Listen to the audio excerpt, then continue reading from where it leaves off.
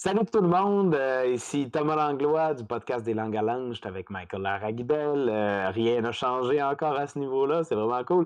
Euh, Hey, on sort d'un super beau podcast, c'était vraiment le fun. J'arrête pas de dire ça, mais je trouve ça toujours cool les échanges qu'on a. Avant de vous expliquer un petit peu c'est quoi, n'oubliez pas, partagez si vous aimez le podcast, faites-le connaître, likez. C'est ça, là, écoutez-le aussi, évidemment. Donc, partagez la nouvelle. Voilà. Fait que là, Mike, ouais, tu veux-tu nous parler un petit peu de l'invité qu'on a reçu aujourd'hui? Oui, alors on vient de tout juste de sortir d'une entrevue avec Alexandre Forêt, humoriste, mais aussi auteur de radio-roman. Il Twitch, ça vous tente d'aller voir son Twitch, je vais vous mettre le lien en commentaire. Mais bref, suivez-le, il fait plein de choses bien tripantes. On a eu une bonne discussion sur son évolution en humour, mais vraiment sur sa façon de voir. Donc autant la forme de l'humour, il disait qu'au début il était très conventionnel, tambouret, gag. Maintenant, sa façon de voir de l'humour a changé énormément, très éclaté. Donc, on parle de cette évolution-là. Mais aussi dans le fond, donc ce qui est écrit. Maintenant, il est beaucoup plus social, beaucoup plus vouloir dire des choses. Donc, ça aussi, c'est quelque chose qui a changé avec le temps. Donc, c'est une grosse discussion sur cette évolution-là, sur comment on perçoit l'humour. Hyper intéressant. Donc, si ça vous intéresse, écoutez ça. Si ça vous intéresse pas, écoutez-le pareil. On veut des écoutes. Faites-les, écoutez! Donc voilà, alors bonne écoute tout le monde! Bienvenue au Langue à Langue, le podcast, un podcast où on parle de la scène, où on rencontre des artistes de tout genre, où on jase de stratégie, d'essais, d'erreurs, mais surtout d'erreurs. Je suis de retour, Michael Laragibel avec vous, et avec moi toujours mon alcoolite Thomas Langlois. Tu dis alcoolite? Ouais, j'ai dit alcoolite. Ben non, c'est pas parce qu'on est des alcoolos, c'est vraiment parce que, ben oui, on est alcoolique. Il faut pas que j'embarque là-dedans, les mots. Hey, salut tout le monde, content d'être là aujourd'hui. On a un super invité, l'humoriste Alexandre Forêt. Salut Alexandre. Allô, c'est moi, ça, Alexandre Forêt, humoriste. Puis là, c'est là que je dis la fameuse phrase, c'est ça? Ok, ben, langue à langue, le podcast, ça part! Yes, ça part bien. Alcoolite. Alcoolite, acolyte. Hey, c'est un lapsus qui en dit long, ça, là. Ben, Ouais, c'est ça. ouais, T'essaies-tu de dire de quoi, mec? Ben, de ma soirée d'hier, là, je vous parle un peu de ce que j'ai vécu. Ah. Oh, oh, Oh! oh. Allô, Alex? Allô, Mike! Allô, Thomas! Bonjour! Allô. Merci de me recevoir en cette belle journée. Merci beaucoup d'avoir accepté l'invitation. Très content de t'avoir avec nous pour ce podcast. Alors, pour les gens qui ne te connaissent pas, j'ai ici essayé de répertorier ce que tu fais. Mhm. OK, donc tu as déjà fait du théâtre, de l'impro, tu dessines, tu Twitch, tu animes tes dessins aussi, tu fais des radios-romans, Oui. tu fais des rabots pour raboter d'autres rabots. Oui. Pourquoi le stand-up? T'en fais des affaires, là, mais c'est le stand-up que t'as choisi. Ben, étrangement, tout ça est un peu interrelié. C'est parce que le stand-up, c'est un art qui est... autant que c'est très minimaliste, c'est ça qui fait en sorte que tout est possible après par rapport à ça. Tu sais, dans la même optique que le dessin animé, le radio-roman, c'est des formes que justement, tu sais, c'est pas limité que par les moyens physiques qui sont là autour de nous. Tu sais, ça nous permet au contraire de comme d'élargir nos horizons pour faire un peu ce qu'on veut. Puis c'est pour ça que le stand-up m'a toujours vraiment parlé. Tu sais, j'ai trouvé que c'était toujours plus impressionnant que la magie. Il y avait comme plus de choses qui se passaient derrière la scène, puis c'est comme derrière tout ça parce que j'étais toujours flabbergasté par ce qui se passait devant moi, parce qu'avec juste un micro, une personne, la scène, on est capable après ça de faire vivre des émotions, vivre des scènes. Il y a même des gens qui sont capables de faire pratiquement des films. Tu sais, je pense à Mike Birbiglia qui écrit ses spectacles comme il écrirait un film, parce qu'il y a des personnages récurrents qui vont revenir comme ça, mais il y a quand même juste une personne sur scène, ce qui fait que c'est un peu la forme d'art qui m'a toujours impressionné, envers laquelle j'ai toujours été attiré, ce qui fait que voilà, c'est pour ça que je fais du stand-up. Puis tu dis que c'est interrelié parce que tu utilises sûrement l'humour justement dans tes radioromans, dans tes dessins, sûrement pour animer des choses plus humoristiques. Oui. 100%. Mais en fait, c'est surtout l'espèce de côté minimaliste, puis où il n'y a pas de limite à la créativité. C'est surtout ça que je veux dire par rapport à ça. On dirait que comme tout est possible dans le dessin animé, tout est possible dans le radio-roman, dans l'impro aussi, même dans le gossage de bois, c'est ça qui est le fun, de juste comme partir avec un bout de bois, puis souvent finir avec un rabot, qui est un outil super utile, puis qui, je veux dire, le château de Versailles il a été fait avec des rabots, là, toutes les moulures, puis les planchers, là, c'est des rabots qui ont fait ça, des rabots en bois. Le rabot existe depuis des millénaires. Là. Le premier rabot en métal a été trouvé, en fait, les premières reliques de rabots en métal qu'on a trouvé, c'est en Rome antique. Tu sais, c'est pas rien, ça, là. Fait que, avant ça, il y avait encore des robots en bois. C'est fou, là, qu'est-ce qui se passe avec ça? L'histoire des rabots est sous-connue. Ben, oui, je sais comme c'est.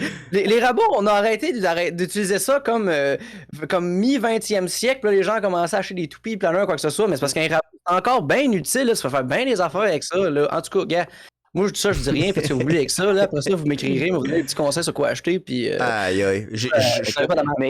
Mais t'as nommé un truc que je trouvais vraiment intéressant, en fait, puis mais tu sais, le côté de... tu me corrigeras, mais j'ai l'impression que c'est présent dans l'humour que... On dirait que l'humour est une... Parce que bon, tu sais, oui, on pourrait dire ça de comédien aussi, tout ça, mais on dirait que l'humour, ben, on peut jouer, on peut aussi écrire je me rappelle plus, je l'ai écouté ce matin en plus, mais une entrevue, Mike, que tu m'as envoyé Oui, avec Judith. Avec Judith. Tu parlais d'un numéro d'une stand-up qui faisait ça plus en mode conférence, quelque chose. J'ai l'impression qu'il y a quelque chose de versatile dans la forme que peut prendre l'humour, puis je suis curieux de t'entendre là-dessus, en fait, parce que c'est un phénomène. Effectivement, puis je trouve en fait qu'on réalise pas la versatilité de l'humour, puis surtout des partages multidisciplinaires qu'on peut faire avec l'humour. Puis on prend en exemple surtout comme slam poésie. Je sais pas, j'avais déjà écouté du George Carlin, mais il commençait toujours ses spectacles, ces derniers même, en faisant des espèces de numéros qui étaient très proches du slam, où il y avait de quoi de très rythmique, c'est beaucoup de jeux avec les mots. De la même manière que, mettons, il y a Anna Gadsby, que peut-être que c'est elle que je parlais avec Judith, où il y a 20 minutes dans son spectacle Nanette que c'est moins drôle, dépendamment pour les personnes. Le public ne rit pas dans cette salle-là, ça veut pas dire que c'est pas drôle pour autant, mais il y a de quoi de très punché aussi qui se rapproche à la poésie, parce que la poésie va pas être drôle, mais ça fesse, là, tu vas finir une phrase puis ça rentre, mais c'est ça le stand-up, c'est setup, prémisse, punch, mais ton punch c'est pas nécessairement comique, évidemment on fait dans l'humour, donc l'humour est omniprésent, puis c'est un peu le contrat qu'on prend avec le public, mais on n'est pas obligé de utiliser l'humour, puis on peut pousser ça à des limites plus loin. On est un peu... le gros problème de l'humour, à mon avis, puis du stand-up, c'est qu'on a été victime du capitalisme d'une certaine manière. Là. C'est sûr que, bon, j'embarquerai pas là-dedans parce que je peux partir longtemps, mais dans le sens où on était un art qui n'était pas reconnu, qui n'était pas subventionné et qui n'était pas valorisé non plus. Donc, la seule façon que cet art-là existait était avec des chiffres. Il fallait que ça paye, fallait que ça rapporte, fallait que ça remplisse des salles. Puis c'est la seule manière que ça a fini par exister. Donc, ce qui a été mis de l'avant, c'était ce qui rapportait de l'argent en disant comme, hey, c'est bon, les gens payent pour voir ça, mais ce dont les gens payaient pour voir, c'était pas nécessairement c'était pas l'art qui était vendu, c'était plus du divertissement, c'était du vedettariat. Fait que ça a un peu envenimé l'art, puis on a moins compris l'art, puis on a moins mis justement cette forme de création-là, cette forme de langage-là de l'avant, tu sais. Mais quand tu as dit que c'est setup, prémisse, punch, puis le punch, pas obligé que ce soit de l'humour ou quoi que ce soit, moi, dans ma tête, je me disais, c'est plutôt le prémisse setup qui peut être n'importe quoi. Parce qu'à la longue, tu sais, même si c'est du stand-up, c'est ça. Il doit avoir un certain nombre de rires, mais ça peut venir de n'importe où. Donc, le setup, la prémisse, c'est pas obligé que ce soit une phrase qui dit « Hey, je suis allé au dépanneur hier soir ». Ça peut vraiment être un dessin, finalement, de quelqu'un qui marche vers le dépanneur. Oui, à 100%, tu sais. Ouais. Mais tu sais, ce que je veux dire par rapport à ce que c'est pas obligé d'être drôle, c'est que... tu sais, des fois, de se mettre la contrainte, il faut que ça soit absolument drôle. C'est ça qui rend ça moins drôle. Puis, des fois, c'est plus se concentrer sur la forme. Puis, qu'est-ce que tu as envie de dire va rendre ça plus drôle. Parce que, évidemment, on veut faire dans l'humour, on veut faire rire le monde. C'est ça le but premier. Puis, on veut que les gens comprennent des choses à travers le rire. Mais je trouve que des fois, de juste penser au rire, puis juste essayer de chercher le gag, fait en sorte que, ultimement, t'as plus le rire, puis t'as plus le rire comme qui vient des tripes, là, ça vient dans dedans, là, c'est un rire fort, bon, tu sais. Une des personnes que j'aime le plus, qui va faire le plus rire, ça va être Virginie Fortin. Puis je trouve qu'il y a ça dans Virginie, tu sais, c'est comme des réflexions, ça vient philosophique par moment, parce que tu viens comme un peu, tu te perds dans son espèce ben, je peux pas que tu te perds, mais au fait, comme tu te fais juste comme emporter par son train de pensée, puis finalement il y a une joke au bout de ça, puis t'es comme, ben voyons donc, genre tu te mets à rire parce que ça t'attendait pas à ça quand elle parle du vide sidéraire, c'est ben, du vide de l'espace-temps, puis de l'existence, de pourquoi qu'on est là, que seulement, puis comme boum, il y a une joke, là tu sais, c'est ça que je veux dire par rapport au fait qu'on pense peut-être un peu trop à la joke, quoi que ce soit, tu sais, t'es pas obligé, t'es pas obligé d'absolument parler de trafic puis de con orange pour que ce soit drôle, tu sais, dis ce que tu as envie de dire, puis là, ça va aller de l'avant, puis aussi, utilise les moyens pour le faire comme qui t'intéresse, que si ça prend la claquette pour le faire, fais de la claquette, bâtard, tu sais, c'est ça ton médium, vas-y, là. Gros fan de Fred Astaire, moi, là, je serais pas déçu. Puis tu parles de cette vision-là, est-ce qu'elle a tout le temps été là depuis que tu as commencé à faire du stand-up? Elle s'est développée? Non, elle s'est développée parce que à la base, moi, c'était tu sais, en gros, ma manière de consommer de l'humour avait été par Internet parce que l'Internet aux vitesses est arrivé en 2007-2008 chez nous parce que, bon, je viens de la campagne, puis encore aujourd'hui, mes parents ont de la misère à avoir un... de la campagne aussi. Ah, mais c'est tellement bizarre, là. C'est comme juste certains secteurs. Tu sais, à Rimouski, ils ont du gros Internet qui va super bien, mais à Sainte-Mel, ça se rend pas. Genre, c'est comme maximum 5 mégabits, puis ça vient d'arriver, là. C'est complètement ridicule. Mais bon, encore une fois, c'est une grosse compagnie qui font comme pas assez d'argent, blablabla. Fait que bon, je sais qu'on va parler de création après une fois. Ouais, tu reviens sur le capitalisme, là. Mais c'est parce que c'est l'intersectionnalisme, ça. Tout touche à ça. Tout va mal, puis c'est de leur faute. Mais, tu sais, ça fait. Puis j'ai commencé tu sais, je voulais en regarder plus parce que, tu sais, j'ai toujours aimé l'humour, j'ai toujours voulu regarder plus d'humour. Fait que, tu sais, j'ai regardé des DVD que je pouvais trouver dans les Vidéotron, sinon comme des comédies romantiques, c'est parce que je voulais tout leur rire plus. Puis après ça, j'ai Internet, puis il y avait pas beaucoup de numbers. Tu sais, je me souviens, il y avait Wagner qui avait mis un numéro en 2007, mais c'était avant qu'il fasse de l'humour engagé. Tu sais, c'était de l'humour d'observation sur comme Jésus, que comme l'hostie c'était plate, puis qu'il devrait y avoir un gâteau pour la communion, fait que tout le monde se battrait pour ça de même, puis tout le monde voulait comme un bout de comme Jésus en glaçage. En tout cas, c'était drôle, tu sais, c'est juste que c'est pas Wagner comme aujourd'hui. Fait que ça fait que rapidement, j'ai commencé à m'intéresser à l'humour américain parce que c'était plus accessible sur Internet, puis il y en avait beaucoup sur YouTube. Puis là, j'étais vraiment intéressé par le stand-up à l'américaine, même le liner, d'être impressionné de comme crime, ce gars-là fait un show d'1 heure, puis c'est juste une joke.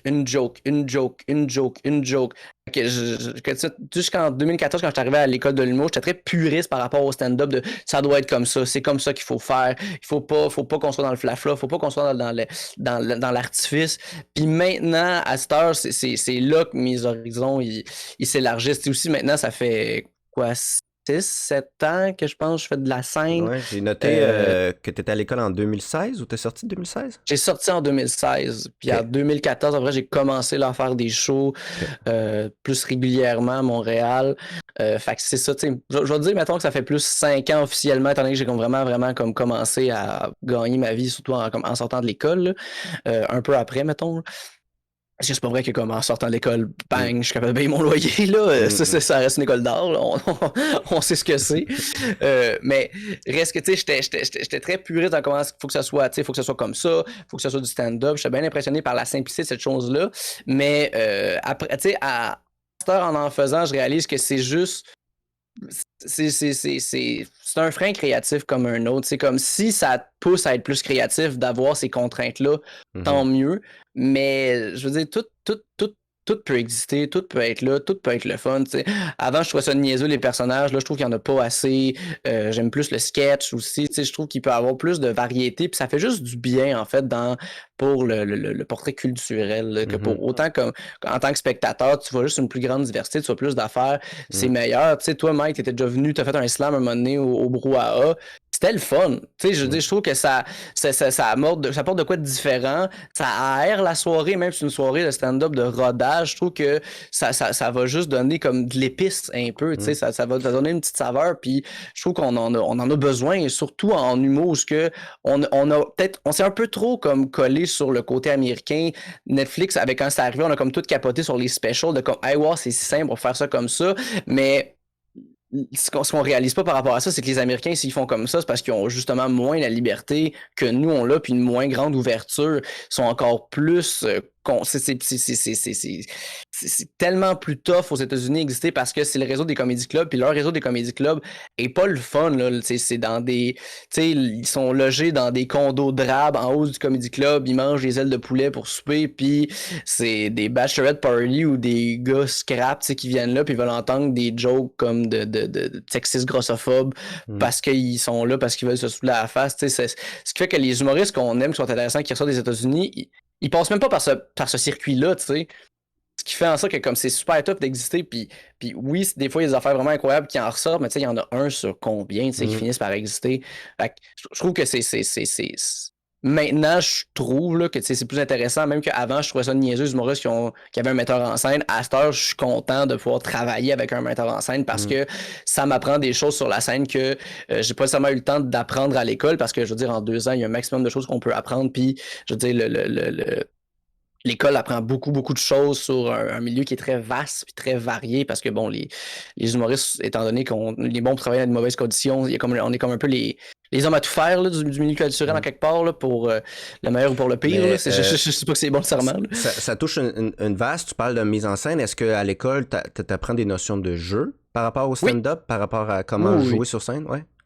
Ben, l'affaire, c'est qu'il faut savoir, c'est que l'école, c'est une boîte à outils, puis tu vas chercher les choses que tu as besoin. Parce qu'il n'y a pas, comme n'importe quelle forme d'art, oui, on peut te guider, mais il n'y a pas de recette. Fait que faut que tu ailles demander au professeur qu'est-ce que tu peux aller chercher. Puis ça se fait aussi, tu sais, donnant, comme on te montre des affaires, c'est à toi d'être curieux. Puis là, tu apprends des choses. C'est moi, le cours que j'ai le plus aimé, puis j'en ai déjà parlé dans d'autres entrevues, c'était le cours de mouvement.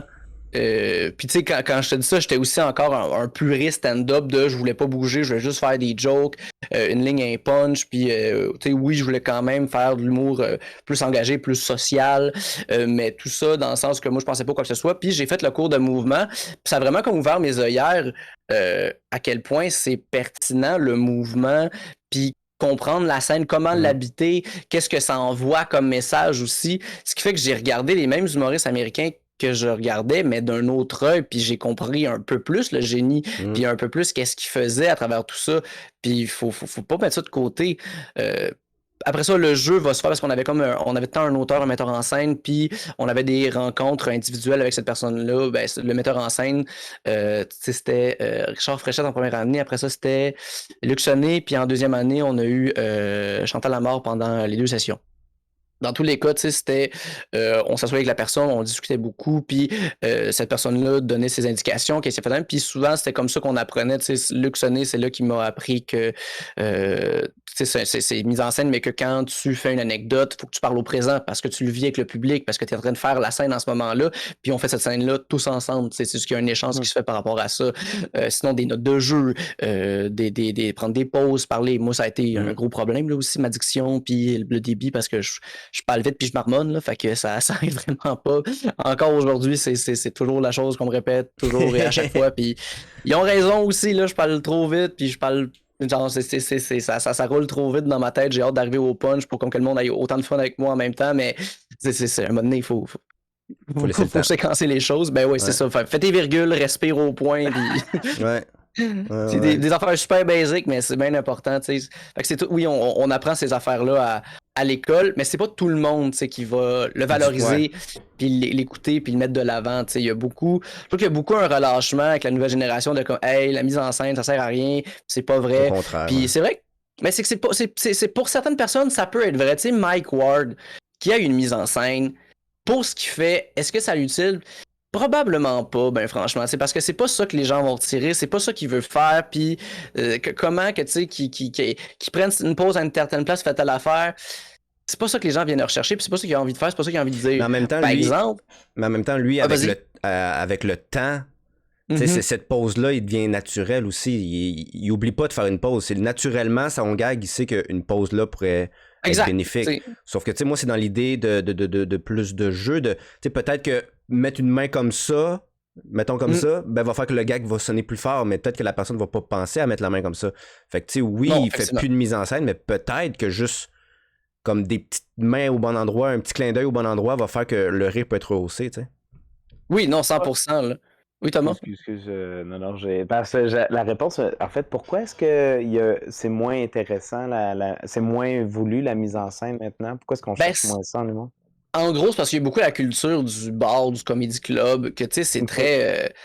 c'est très bonne franquette, c'est très j'arrive comme ça avec mes papiers, je fais mes affaires, puis c'est vrai qu'il y a ça d'impressionnant dans le comedy club, tu sais, d'arriver, juste avoir un calepin, faire ses jokes, tu sais, Mike, t'étais là cette semaine au Brouhaha, on l'a vu, tu sais, Adib est arrivé, Adib Al-Khalidé, il arrive, la moitié des choses sont un peu improvisées, c'est un peu brouillon, mais c'était incroyable, tu sais, c'était tellement honnête, c'était tellement senti, c'était bien joué, tu sais, ça reste aussi que c'était un humoriste qui est en pleine possession de ses moyens puis très talentueux.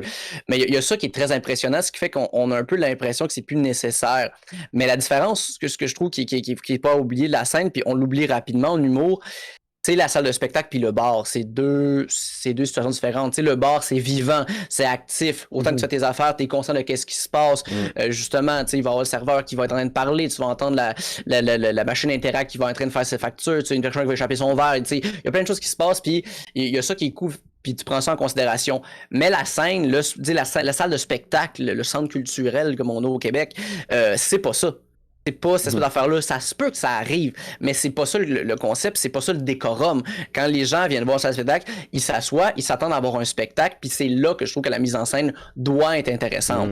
Il y a des personnes qui vont créer cette espèce de feel-là, Comedy Club, un peu comme Mike, mais c'est pas vrai pour tout le monde. Tu sais, un André Sauvé, lui, il va pas se dire stand-up non plus. Il va plus faire du monologue ou être comme dans l'humour, mais sans comme donner une nomenclature à qu'est-ce qu'il fait. Lui, il a besoin d'une mise en scène. Il y a une théâtralité, il y a quelque chose par rapport à tout ça. Puis ça, on dirait qu'on l'a moins valorisé parce qu'il y a des personnes qui ont réussi à faire carrière, à exister, puis avoir des grandes tournées sans avoir cette mise en scène-là. Mais il n'y a pas l'un ou les meilleurs. On a chacun sa forme, on fait chacun ses affaires. Louis-José Hood, c'est un des plus stand-up qu'on peut avoir au Québec, mais reste que c'est quelqu'un qui travaille énormément sa mise en scène et qui a une technique de travail incroyable. Tu sais, je travaille avec Joseph Saint-Gelais, qui est le metteur en scène de Louis-José Hood. Puis, tu sais, il me le dit, qu'est-ce qu'il fait avec Louis-José? C'est beaucoup. C'est énorme. Genre, j'aspire à être aussi discipliné que cette personne-là, puis mettre le même effort que Louis-José à ces affaires-là, parce que lui, c'est tout le temps, tu sais, juste pour la disque, il va se préparer pendant, comme, je sais pas combien de fois, il va le roder, puis après ça, pendant un mois, il va juste pratiquer son texte, il va faire de la mise en scène par rapport avec Joseph, il va dire comme ça, ils vont parler du mouvement, ils vont parler comment il se place, le ton de voix, le ton, ils vont checker à la virgule près. C'est toutes des choses qui sont pertinentes, mais en même temps, c'est comme ça que lui fonctionne. Puis on peut pas mettre ça de côté, puis on peut pas dire que c'est pas intéressant. C'est là que je trouve qu'on doit un peu mettre d'eau dans son vin, puis un peu partager ce discours-là pour que tout le monde l'aille, parce que c'est pas vrai que tout le monde peut juste arriver à être là puis être bon. Il y en a qui vont avoir comme logiquement être capable de bien bouger sur scène, savoir quoi faire, mais c'est pas vrai que c'est tout le temps le fun. Puis je pense que aussi dans une optique de one-man show, une mise en scène, juste une espèce de, tu sais, juste une compréhension de l'histoire que tu vas aller raconter, comment habiter la scène, comment l'utiliser la scène, c'est très pertinent, puis c'est surtout quelque chose qu'on n'apprend pas dans les bars. C'est ça l'affaire, c'est que t'as accès à une scène avec tellement de possibilités, puis tu dis rien à ça, tu veux juste un banc. C'est très dommage. C'est ça qui est fou, parce que tu vois, moi, je vais le prendre d'un point de vue très théâtre, des affaires de même. Tu sais, on n'a pas accès à des stages comme ça, des petites scènes, mais tu sais ben non pas toutes des petites scènes, mais dans le sens qu'un gros stage de même, à gros budget, tu vois le grid. Je l'imagine, je ne vois pas le grid, mais tu sais, t'imagines le truc, là, tu dis, la personne elle prend un micro, puis en même temps, c'est bien la simplicité, mais en même temps, tu te dis, il y a tellement de potentiel. Mais tout ça, ça vient en fait à savoir c'est quoi ta démarche artistique puis qu'est-ce que tu veux faire par rapport à ça, tu sais. Parce que, tu sais, j'ai parlé de Mike Birbiglia tantôt, Il y a des spectacles de Mike Birbiglia qui a fait exactement ça, où sa simplicité rendait ça grandiose, mais dans d'autres fois aussi où il a utilisé sa scène, tu sais, c'est son dernier spectacle qui est The New One. A New One, je sais plus, je sais qu'il y a New One, en tout cas il est sur Netflix si vous voulez le voir. Super bon one-man show, là, vraiment, vraiment bon. Puis il y a une théâtralité dans ses affaires, il l'utilise bien. Où ce que il est, tu sais, je pense qu'il est micro-casque, il est a cappella, je suis plus sûr. Mais bref, tu sais, il est pas micro-main, il est pas tabouret, il fait ses affaires. Puis en gros, l'histoire, c'est que tu sais, il dit que il y a un enfant, mais il a jamais voulu d'enfant. Fait que là, il fait comme toute l'histoire de comme il a pas voulu d'enfant jusqu'à temps qu'il y ait un enfant. Puis un moment donné, en plein milieu du spectacle, tout ce qu'il a acheté pour son enfant depuis qu'ils l'ont tombe du plafond. Tu sais, c'est incroyable. Juste l'espèce de scène où c'est pas annoncé, c'est pas rien. Il fait juste faire ses affaires, puis là, on a un enfant. Mais tu sais, comme t'as juste une avalanche de tout couverte de bouteilles, de cossins qui tombent. C'est incroyable. Puis là, après ça, t'as justement toute cette affaire-là qui commence à patauger là-dedans. Ils utilisent, prennent ces affaires-là. C'est fantastique à voir. Puis ça, c'est une belle utilisation. Il y a de quoi de simple. Tu sais, c'est pas une grosse mise en scène, c'est pas de la grosse scénographie, mais c'est bon. Puis c'est ça qu'il faut prendre en considération. C'est quoi, qu'est-ce que tu veux faire? C'est où tu vas aller? Puis qu'est-ce que tu peux faire pour l'utiliser? Parce que justement, cette scène-là est là pour toi. Puis en plus, il y a tous des artisans qui ont juste envie de t'aider à travailler puis aller plus loin dans tes affaires. Pourquoi ne pas utiliser cette espèce de beau terrain de jeu-là puis aller de l'avant avec ça? Là? Bref, mais faut se poser la question aussi, c'est quoi ta démarche artistique? Puis je me demande aussi si tous les humoristes vont avoir cette réflexion-là. Il y en a beaucoup. Étant donné que justement, comme je disais tantôt, il y a beaucoup du divertissement qui a été mis de l'avant, je pense que les artistes et les artisans, il y en a qui c'est des très bons techniciens de la joke, qui sont capables d'écrire des jokes, qui sont comme de la même manière que des gens qui peuvent te faire, des armoires de cuisine de même, tu sais. Mais par exemple, est-ce que ces armoires de cuisine sont-tu fantastiques, sont-tu incroyables, est-ce qu'il y a du détail, est-ce qu'il y en a qui vont faire de la sculpture là-dedans, là? C'est la même chose ou pas? Oui, exactement. C'est con, mais oui, c'est vraiment une différence par rapport à ça. Est-ce que tu fais tout à CNC, que c'est juste comme des templates déjà faits, comme juste faire peser sur on, puis là, t'as juste la toupie qui va faire ça tout seul, avec genre par ordinateur, ou c'est toi qui vas prendre le temps vraiment de mettre ton âme dans ton produit, dans ta création. C'est ça. On a mis pendant longtemps, puis aussi le partage avec les États-Unis a donné un peu ça. On a mis beaucoup de l'avant sur les artisans, que oui, c'est des bons techniciens de la joke, mais si t'as pas rien à partager, si t'utilises pas ça comme un vecteur de création, comme un vecteur d'expression, ben t'es juste un bon technicien. Tu sais bien jouer la guitare, mais t'écris pas de chansons. Ouais, c'est ça. Il n'y a pas le côté créatif de cet instrument-là, finalement. Non, mais, exact. Là, on parle beaucoup de la forme, puis il y a aussi le fond que tu as... parce que moi, je me rappelle la première fois que je t'ai vu sur scène, c'était au Loup-Garou. OK. Et tu avais fini avec une joke de perruque chapeau. Oui, oh my god. Oui, attends, ouais. Oh, je l'avais trouvé bonne, là, sauf que maintenant, je te vois sur scène et le propos a changé. Je vois bien que t'as travaillé beaucoup sur tu sais. Puis ça m'intéresse de savoir comment tu t'es... Parce que pas que ça prend un courage, là, mais dans le sens que quand tu arrives avec un point de vue, le public risque plus d'être offusqué ou se braquer qu'une joke de perruque. Donc, il a fallu que tu t'adaptes. Est-ce que sur scène aussi, t'as changé ta façon de jouer pour t'adapter à ton texte qui a un propos plus important dans un sens?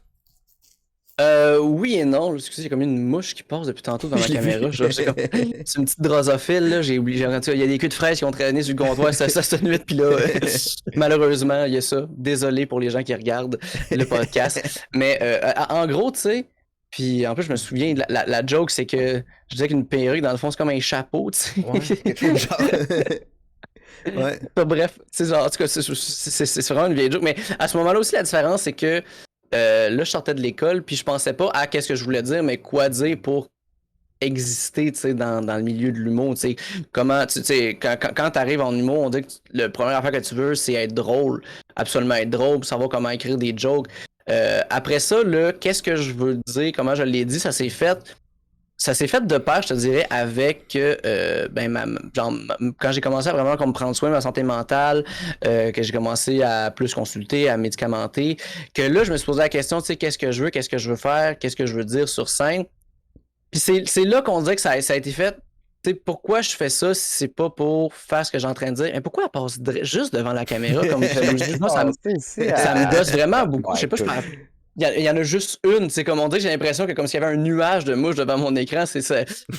Moment phoné, ça va être des bloopers de langue à langue pour 2021. La fois qu'il y a eu la mouche chez Alexandre. Je vais en rajouter post-prod pour que ça ait vraiment l'impression de te gosser, là. Parce que là, on la voit à peine, fait que le monde faut comme non, il est juste paranoïaque, Soit au schizo, là, c'est pas. Je vois déjà hallucine. Mais ouais, c'est ça. Après ça, je me suis dit, tu sais, qu'est-ce que je veux dire que je veux arriver de l'avant? Puis j'avais un besoin de m'exprimer clairement, puis c'est là que j'ai compris un peu plus l'importance puis l'intérêt de dire ce qu'on a envie de dire. Parce que avant ça, tu sais, j'essayais de faire des jokes qui faisaient rire, puis j'ai réussi à faire rire, mais je disais pas, comme, tu sais, je parlais pas avec mon cœur, là, je sais que ça sonne quétaine, mais tu sais, tu vois, il y a une espèce de dichotomie entre que, comme, il y a une distance entre le propos puis l'artiste qui est sur scène, ce qui fait en sorte que ça rit, mais il n'y a pas d'expérience qui est vécue. Après, quand j'ai commencé à parler des choses qui m'intéressaient, tu sais, le premier numéro vraiment que j'ai fait, ça a été sur, justement, ma médicamentation, parce que ça avait vraiment été une espèce d'affaire où que j'étais comme niaiseux de comme, pourquoi on m'a pas parlé de ça avant, parce que ça m'aurait vraiment sauvé une couple d'années puis d'erreurs là puis de brosses pas non sollicitées là. Parce que de genre de juste comme la vie ça sert à rien, faire des shots pour rien. C'est comme puis là j'ai comme réalisé genre je disais quand j'avais comme un besoin de parler de ça, de voir qu'on n'en parle pas plus de ces affaires là, puis il y avait beaucoup de jokes aussi qui en retiraient, en tout cas moi que je trouvais drôle, puis c'est là que j'ai senti pour la première fois un contact clair avec le public, tu sais, où il y avait un vrai échange, puis c'est là que je me suis dit que ok, fait que quand je parle de ces affaires là c'est intéressant. J'ai toujours eu envie d'avoir un peu plus un côté plus social, parce que c'est toujours l'humour qui m'a toujours attiré, puis j'ai trouvé intéressant, puis j'ai trouvé impressionnant surtout, tu sais, de faire rire en parlant de sujets plus. Tu lis les journaux, puis tu trouves ça donc bien épouvantable ou quoi que ce soit, puis il y en a qui sont capables de faire sortir du rire là-dedans. Je trouve ça vraiment fantastique, puis impressionnant. Fait que je me suis dit peut-être que dans le fond, c'est ça que je devrais faire. Puis là, j'ai commencé à juste me poser des questions sur qu'est-ce que j'ai envie de dire, qu'est-ce qui vient me chercher, puis surtout ce à quoi je suis sensible. Puis ça s'est fait après ça naturellement où j'arrêtais de chercher qu'est-ce que le public voulait entendre, mais je me disais qu'est-ce que j'avais à dire, qu'est-ce que je pouvais apporter à ces discussions-là, puis comment je pouvais en parler de ces affaires-là. Puis c'est là que j'ai commencé vraiment à parler justement de juste enjeu plus social. Puis évidemment, ça évolue, ça prend plus sa forme avec son temps, puis ça se définit plus avec le temps, parce que je veux dire, à un moment donné, on apprend plus son instrument, on est plus capable de jouer, puis on est capable de plus l'utiliser. Mais c'est surtout ça le processus que je te dirais. Tu sais, oui, il y a une différence entre ce que je disais avant et ce que je dis maintenant, mais c'est pas dans une espèce d'affaire de comme me donner un défi plus que d'être. Ce que t'aimerais entendre toi-même, finalement. Là. Ouais, d'être honnête avec soi-même puis de s'écouter plus. Je trouve que souvent on est victime de la création. Dans le sens où des fois on a une idée, on va commencer à écrire, mais la création t'apporte peut-être ailleurs, puis c'est ça qui est le fun, puis c'est ça qui est beau, puis faut faire confiance à ces processus-là, puis il faut juste faire confiance aussi à où est-ce que un peu notre art ou puis notre démarche nous apporte. T'sais. Tant aussi longtemps que tu as ta démarche, puis que tu sais qu'est-ce que tu veux faire en quelque part, qu'est-ce que tu veux apporter sur la scène, laisse les mots aller, puis les mots vont t'apporter à quelque part, puis c'est le fun de voir le résultat au bout de tout ça. C'est ça qui est le fun avec l'art aussi, je pense. Puis mais tu sais, je pense qu'on en avait déjà parlé de ça un peu dans un autre podcast, mais il y a comme quelque chose de... Tu sais, on dirait qu'au début, tu sais, quand on commence, mettons, à faire de la scène, il y a quelque chose de très spontané, mais en même temps, on se rend pas compte à quel point... En même temps qu'on a quelque chose de vulnérable, mais en même temps qu'on est vraiment dans l'imitation de nos modèles, de plein d'affaires, ou de ce qu'on voit qu'on voudrait tu sais, comment est-ce qu'on se voit, ce qu'on voudrait être. Puis des fois, on dirait que c'est vraiment, à un moment donné, à force d'en faire, c'est comme si à un moment donné, on dirait que là, je viens de catcher ce que je suis. C'est comme si on passait full de temps à se découvrir, tu sais. Ben oui, 100%, mais il y a... Bill Burr, je suis pas toujours d'accord avec ce qu'il fait, là, pour être franc avec vous, là, qui est un humoriste américain, qui par rapport à l'humour, puis je pense que c'est quand même vrai avec toutes les formes d'art, tu sais, quand tu veux devenir humoriste, t'es drôle. Quand tu commences à faire de l'humour, t'arrêtes à être drôle, puis tu réapprends à être drôle. Ouais. Il y a un peu ça aussi, je veux dire, quand tu veux faire du cinéma, tu sais, je veux dire, tu regardes des films, t'as un très bon œil, tu commences à faire des films, tu sais pas comment ça fonctionne, on dit que t'as jamais été capable de faire un plan, puis tu réapprends cette affaire-là, puis tu finis par à devenir un peu l'idée que tu avais avant. Mais pour ça, il faut justement que tu mettes les chapeaux de tes artistes préférés, puis en disant comme, il y a vraiment limitation là, tu joues à l'humoriste, tu joues au slammer, tu joues au cinéaste parce que tu sais pas vraiment qu'est-ce que tu fais. Puis un moment donné, tu finis par faire comme ok, comme finalement, comme avec ces outils-là, c'est pas ça que je veux faire, moi, c'est ça, tu sais, ça me parle, puis ça, j'ai l'impression que je suis bon là-dedans, puis j'ai l'impression que je peux faire quelque chose avec ça. C'est un peu inévitable, puis il faut passer par cette espèce d'affaire-là où on se pète la gueule aussi, puis il faut avoir du plaisir à se péter la gueule, là. C'est ça qui est particulier avec aussi. ça, là, c'est ça. Quand même, quand t'es pas bon, tu trouves ça vraiment fantastique. Là. Tu sors de scène, hey, ils m'ont haï. Waouh, j'ai hâte la prochaine fois. Là, c'est tout le temps, ils m'ont haï. Ouais, pourquoi? Qu'est-ce que j'ai fait pour essayer de trouver comme le moment où je les ai perdus? Ah, ça, j'aurais pas dû dire ça. Tu dis, je les ai pas laissés indifférents. Non. Tu parlais aussi. Ton souvenir de moi. Tu parlais tantôt aussi que tu essaies d'aller chercher des sujets plus sensibles, plus qui viennent te chercher. Est-ce que. C'est tout le temps dans quelque chose qui te fait chier ou ça peut être aussi dans le positif? Ah, c'est aussi dans le positif. Okay. C'est aussi dans le positif. Des fois, c'est vraiment juste des choses que j'ai envie de célébrer, tout simplement. Là. Parce que tu sais, en gros, quand je suis sur scène, ce que je veux, je sais que c'est super quétaine, mais c'est de partager l'amour un peu. Je trouve qu'il n'y en a pas assez dans le monde. Il n'y a pas assez d'empathie. Puis, je veux être sur scène, puis un peu, juste donner un peu de clé vers l'empathie. Parce que, tu sais, oui, je vais faire des numéros que justement, je parle de transphobie, que j'ai un numéro aussi qui dénonce, tu sais, j'ai croisé une manifestation d'extrême droite, mais je vais jamais, tu sais, dire aux gens qui sont caves de penser ça ou quoi que ce soit, parce que je vais être compréhensif de d'où est-ce qu'ils viennent, quoi que ce soit. Puis moi-même, tu sais, j'ai pas été toujours parfait, tu sais, j'ai grandi en région, j'en ai dit des choses qui étaient racistes, j'en ai dit des choses qui étaient homophobes, j'en ai dit des choses qui étaient sexistes. C'est qu'à un moment donné, on évolue, puis on s'en va dans une direction, puis il faut les comprendre, ces affaires-là. Fait que c'est vraiment juste de montrer un peu aux gens qu'on est capable de s'écouter un peu plus, puis qu'on est capable d'être beau, puis c'est ça de mettre de l'avant. C'est pour ça qu'il vient le temps de célébrer les affaires. Tu sais, là, je suis en train de travailler un numéro où ce que je parle de l'amour entre hommes, tu sais, où ce que je trouve qu'on s'aime pas assez. Les gars, tu sais, on se dit pas assez je t'aime, on se touche pas assez, on n'est pas assez proche, tu sais. Le taux de suicide est plus élevé chez les hommes que chez les femmes. Puis c'est à cause de ça. C'est parce que, étant donné qu'on a le cliché que les femmes sont très émotives, puis qu'ils parlent beaucoup, ça fait qu'eux autres, ils grandissent en ayant un système de soutien. Puis les hommes, on n'a pas ce système de soutien-là. Souvent, c'est simplement notre blonde, notre ami de fille, qui va être capable de nous écouter. Puis quand on n'a plus ce soutien-là, ben on sait plus quoi faire, puis on perd nos repères. Mais il faut en parler de ces affaires-là, tu sais. Puis c'est beau parler de ça, tu sais. Quand on réussit à être tendre entre nous autres, c'est fantastique, ça, tu sais. Pourquoi ne pas en parler? J'ai des amis qui sont proches de moi avec qui on a déjà pleuré, qu'on est capable d'être triste ensemble, puis qu'on est proche, puis on s'aime. Ça, faut en parler, il faut le célébrer, puis ça, c'est le fun. Puis il y en a des belles choses aussi dans le monde, il faut en parler. Évidemment, la colère va être un vecteur assez clair parce que c'est une émotion fast-food. C'est facile de sentir la colère, c'est facile d'être fâché, puis c'est facile surtout de traduire quand tu es en colère. Mais j'essaie le moins possible d'aller dans ces zones-là parce que, justement, c'est simple. C'est simple, puis la colère, ça veut rien dire, tu sais. La colère, généralement, c'est une autre émotion refoulée. Quand t'es fâché, généralement, c'est parce qu'il y a comme quoi d'autre qui est pas réglé. Fait que t'es juste frustré d'une affaire que t'as pas mis le doigt, fait que t'es juste fâché, tu sais.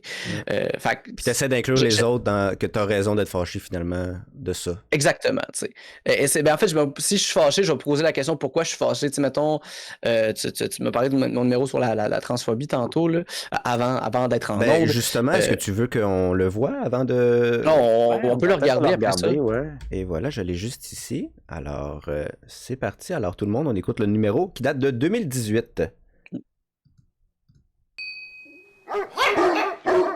exemple, je comprends un peu ma mère de ce temps-ci, parce qu'il y a des choses qui me dépassent sur Internet.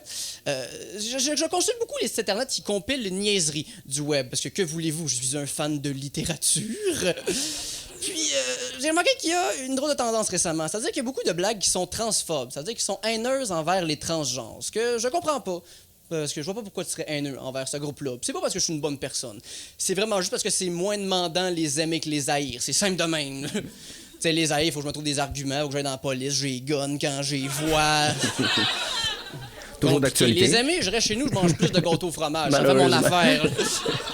Donc, j'ai fait une expérience sur un de ces sites-là. J'ai fait une publication qui allait comme suit. J'ai dit, je pense que c'est correct vouloir changer de sexe. Ça n'a aucun impact sur ma vie. Et tant mieux si ça rend des personnes heureuses. J'ai rapidement eu un commentaire sur la publication qui était, tu as une maladie mentale qui peut simplement se soigner par une balle dans la tête. Ah! Ben, il est prêt à discuter. Il ouvre la discussion. C'est quand même ça. Je me dis, j'ai répondu pas. Avant que je décide, il a lui-même répondu, l'Holocauste n'était pas une erreur. J'ai pas poussé la conversation. J'ai eu 89 commentaires sur ma publication, puis je vais partager ceux que j'ai bien aimés. Il y en a un qui m'a dit je suis pas d'accord avec les transgenres parce que je connais une transgenre et elle est laide. Mais écoute, l'ami, sors pas avec, qu'est-ce que je te dise? Juste une affaire, moi je connais des femmes qui sont nées femmes et elles sont laides. Qu'est-ce qu'on fait avec ça? Faut-tu qu'ils deviennent des hommes? C'est particulier que ça dérange le gars-là. Tu sais, penses-tu qu'il doit coucher avec toutes les personnes qui se disent femmes? Hey, Paul, je suis rendu une femme. Oh, tabarnak! Ça me tentait pas de coucher avec toi! Peux-tu donner un break à mon pénis, Simonac? Il y a une autre personne qui a répondu j'aime pas les transgenres, elles ne sont pas normales et toutes ces personnes-là qui veulent changer de sexe sont atteintes d'une maladie mentale. Ça, je trouve ça le fun, parce qu'il explique quelque chose qu'il comprend pas avec quelque chose qu'il comprend pas. C'est une bonne stratégie, quand même. Comment fonctionne le Dow Jones, comme les bateaux à vapeur? Ça aussi, c'est d'actualité.